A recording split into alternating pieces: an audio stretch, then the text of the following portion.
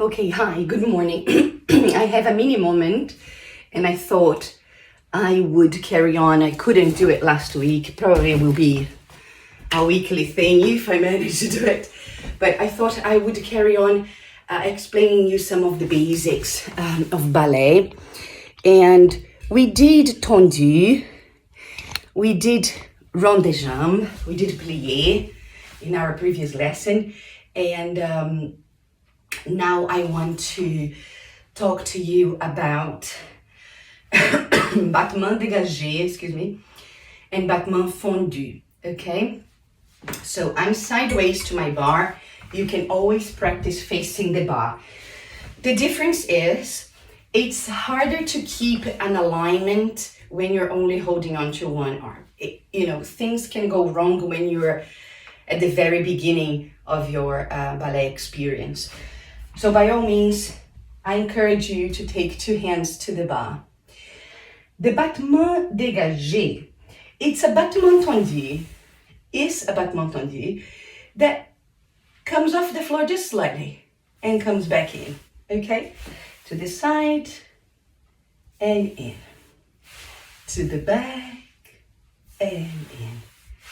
To the side and in. The knees are always pulled up and straight for battement dégagé, okay? Unless your choreographer, your teacher says, dégagé en fondu, which means dégagé on a plié on one leg only, yeah? A plié is on two legs. A fondu is a plié too. But this is never a fondu. This is a fondu, okay? So en fondu means that something is done on a bent leg. Anyways, coming back to battement dégagé. There is also, battement dégagé is preparing us for the jumps we will have in the center. So it's the moment where we practice that pushing into the floor and off the floor with our ankle and the toes, give the floor that little push at the end. Push and come in. Push and come in. It's not a lift of the leg that happens here. It's simply a lengthening and a popping that the ankles provoke with the help of the toes as well, of course. Okay? So a very simple battement dégagé exercise for us will be this. Let me just play this on my... And the battement dégagé that will prepare you for jumps is fast. Okay, it usually goes in one count, and the 1, and the 2, and the 3, and the 4, and the 5, and then the 6, and the 7, and the 8, reverse 1, and the 2, and the 3, and the 4, and the 5, and then the 6, and then we rise instead of plié when we come back. This is gonna be our exercise, okay? The arm is low, and you can take these facing the bar. 1 and the 2 and the 3. Mind that I'm closing on the count, on the number. Let's go. And the 1 and the 2 and the 1 and the 2 and the 1. We're gonna take a plié to the back now. 1 and the 2. Side. To the front, we rise and lower, and we repeat everything. Let's go. 1.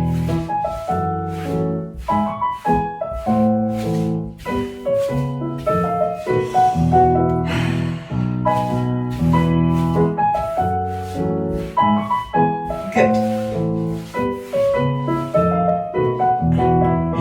Down. If you think this is a little bit too fast for you, don't be shy. Here is a slower version. 1, close 2, 3, close 4, 5, close 6, 7, close 8, 1, close 2, 3, close 4, 5, 6, 7, and 8. Okay, and then you reverse that.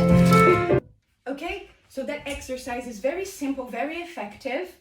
And we are taking it from first position. Good. we would then do it to the other side. You can do that in your own time. I want to crack on with Battement Fondu, okay? So we did something here that comes off the floor. We are feeling confident about taking our foot off the floor now. Battement Fondu. Fondu means to melt. The legs, we usually prepare it to this side, okay? And from a fifth or a third position. For our practice, we can take it from first and we start out there to the side. There. We are going to melt both legs together and they make a nice diamond shape here. A stretch in front, nice and low. We melt. We stretch to the side. We melt. We stretch to the back. That's hard. We don't want to do stuff like that. Keep it behind your ballet bun. And melt. And nice and chewy to the side. Close. Okay? So the technique of Battement Fondu says that we bend and stretch together. It doesn't matter that this leg has a longer way to travel because it's going to stretch out there and this one is just going to stretch there. We have to gauge and coordinate so they arrive at their stretchest point at the same time, okay?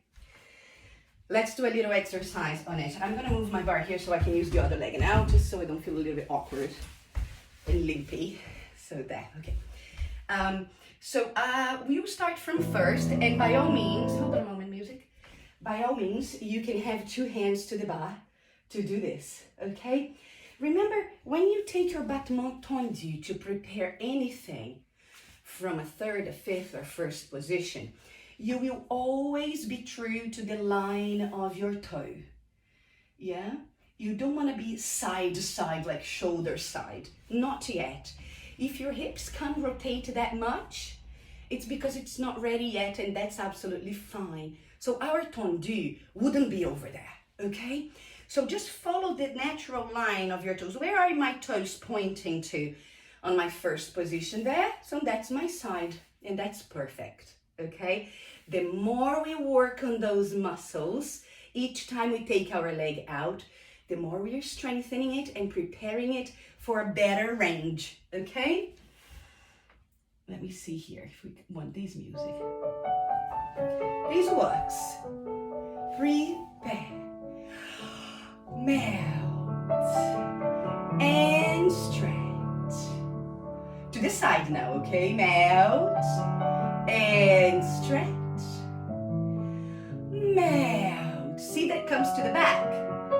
Stretch, and it's from the back, comes to the back again. Look, behind the supporting leg. Let's go again.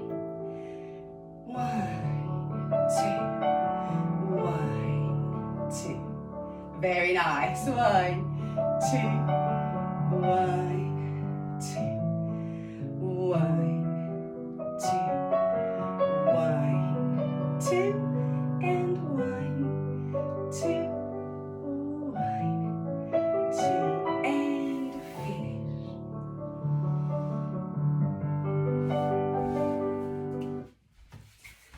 Amazing with the crazy hair.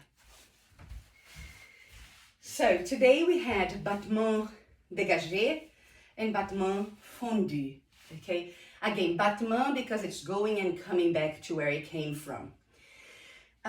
So far we have plié, battement tendu, rond des jambes à terre, so those kept our toes on the floor, né?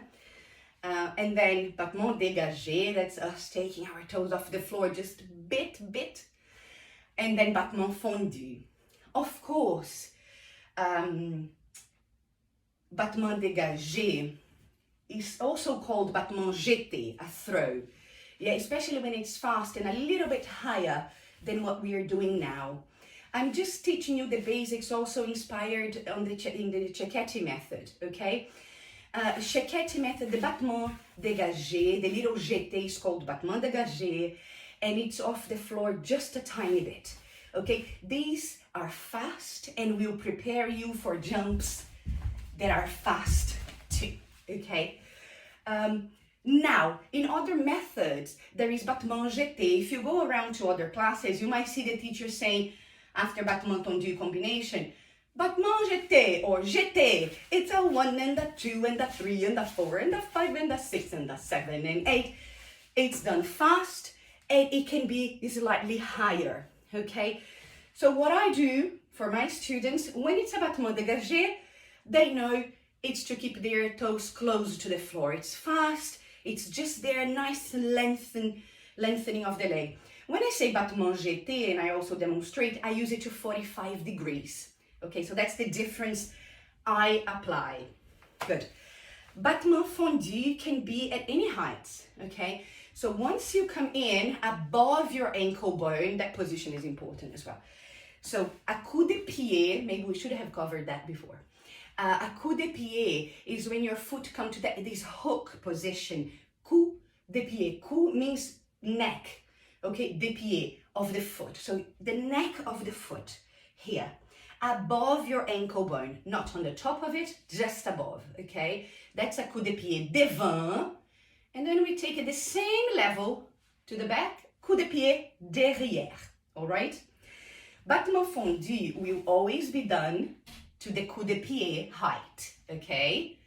However, when it stretches in front, side, or back, it can be any height, okay? So as long as we don't drag along the leg to lift the working leg, it's still battement fondu, simply. So from here up there, it's battement fondu. Now, if I would drag it along, that is battement fondu développé, because my leg is developing. But that's another lesson. We will learn développé in the next video. See you then.